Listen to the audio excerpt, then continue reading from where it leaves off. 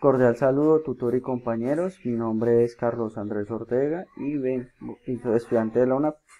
Vengo a darles un video explicativo sobre el desarrollo de la tarea 3 en teoremas de conservación de la energía.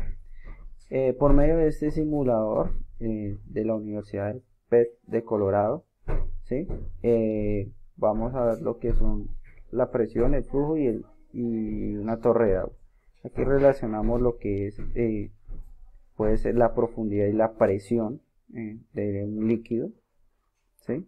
Que está quieto, sin movimiento. Podemos notar y detallar que la presión en la superficie del líquido será menor a la inferior, que es mucho más, relativamente más, tiene una presión mayor, ¿sí? Entonces, también podemos denotar como una propiedad del líquido que si le añadimos presión al líquido,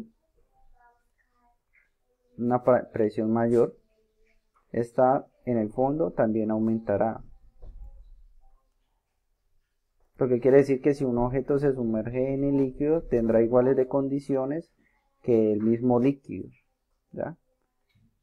Entonces, pasemos a la pestaña de flujo.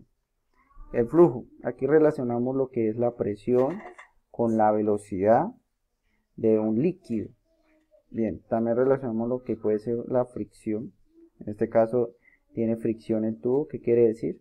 Que sus paredes mermarán la velocidad del líquido y las partículas que se hallen en esas paredes tendrán menos velocidades que las del centro, como podemos notar aquí. Ven cómo las partículas se dispersan conforme están en el contorno del tubo y aumentan.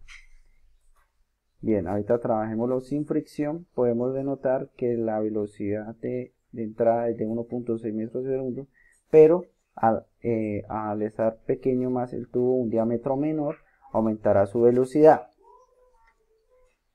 Y la presión disminuirá, como podemos notar aquí.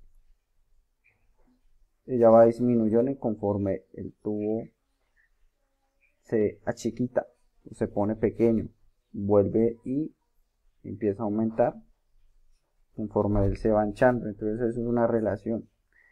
A menor diámetro, mayor velocidad tendrá el líquido.